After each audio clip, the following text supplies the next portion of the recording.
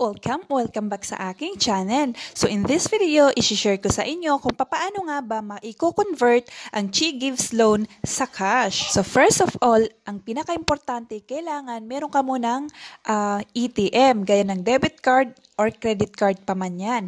Okay?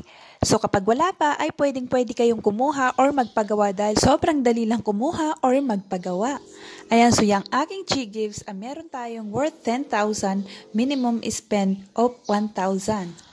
So ngayon, para ma-transfer natin ito into cash, ay ganito yung first step na gagawin natin. Una, hanapin lamang natin yung bills. Kapag nahanap na natin yung bills, ay ilagay naman natin dito sa search yung ATM na meron tayo. So for example, BDO.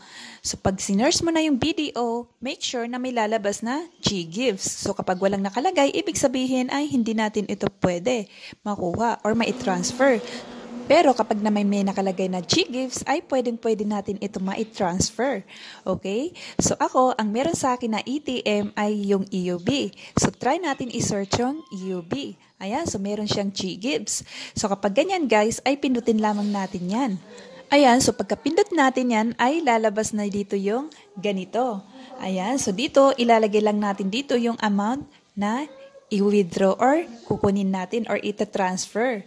So, for example, 1,000, ang ilalagay lang natin dito is 990 dahil meron itong fee or bayad na 10 pesos. So, ayan, ilagay lang natin dito yung 990 pesos. And then, dito sa baba, ilalagay naman natin dito yung account number ng ating ATM. Ayan. Ayan, so kapag nailagay mo na yung account number mo, ay yung account name mo naman.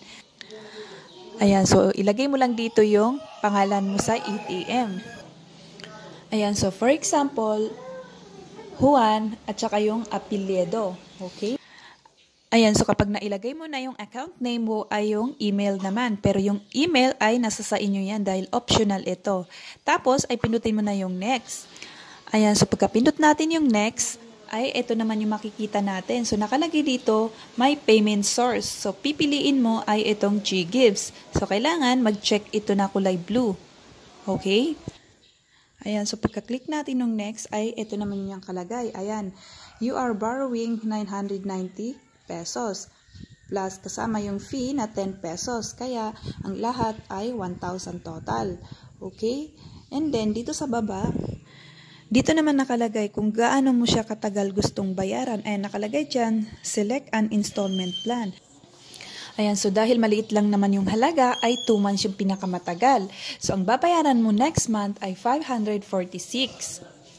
So kung gusto mo naman makita yung detalye, ay pindutin mo lamang itong view details. So ayan, pag pindot mo ng view details, ay nakalagay dito. So basahin nyo na lang yung mga details na nakalagay dyan. Ayan, so kapag okay na at nabasa mo na lahat ng detalye, ay pindutin mo naman itong I agree.